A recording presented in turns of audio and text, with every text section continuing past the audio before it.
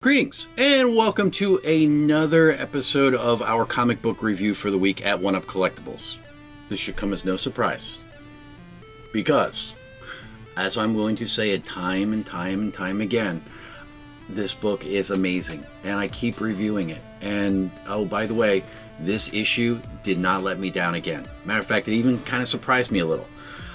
If you remember, back in issue number 8 of Injustice, we left off with a gigantic tidal wave that was coming to destroy Themyscira. Now here I actually thought the gigantic tidal wave was actually going to be Aquaman or Mera. But no, I was wrong, and I completely forgot about, well, the god of the sea, Neptune. Turns out it was Neptune who was creating this gigantic tidal wave. And it's really cool because when you look at the tidal wave, you have pictures of like seahorses in the foam, and well, the seahorses are made of water, which is pulling Neptune's chariot. But Neptune he's going against his brother Zeus, because the affairs of men are beyond what the gods should be involving themselves with.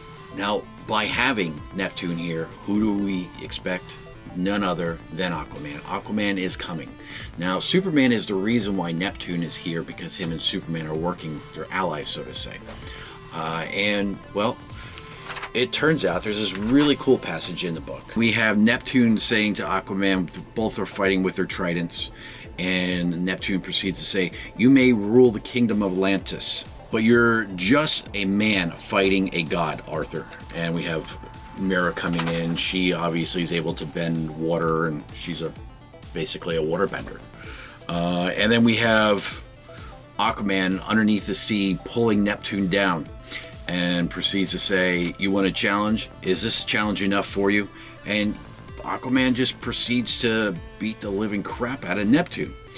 And, well, again, the fish, or in this particular case, a gigantic squid, comes by, gives Aquaman his trident, and he proceeds to stab Neptune. "Legend may claim you're a god of the seven seas, but all you are to me is fish food." And then we have this gigantic great white coming in and chomping down on Neptune. And, well, by doing so, though, now we have Mera, who's unable to hold the water back.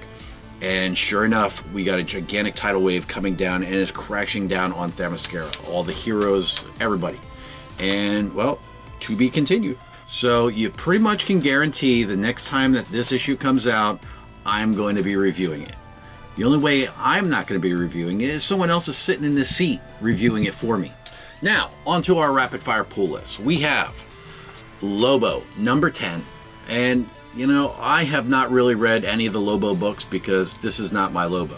But I got to tell you, this Lobo right here, he's pretty badass and kick-ass. He is contracted by Sinestro to, well, take out some people. And read the book, you'll find out who. Now we have Deadpool versus Thanos, number 1. This is going to be a mini-series. After the success of the first book, we have now Figment, number 2, issue number 1. And something a little different from us, we have Rocket Queen and the Wrench. And from Oni Press, Rick and Morty. As always, you can always get these comics and more over at 1Up Collectibles and 1upcollectibles.com. Don't forget to like us on Facebook, follow us on Twitter and Instagram, and for a more in-depth review of other comics, check out our podcast, Hall of Heroes.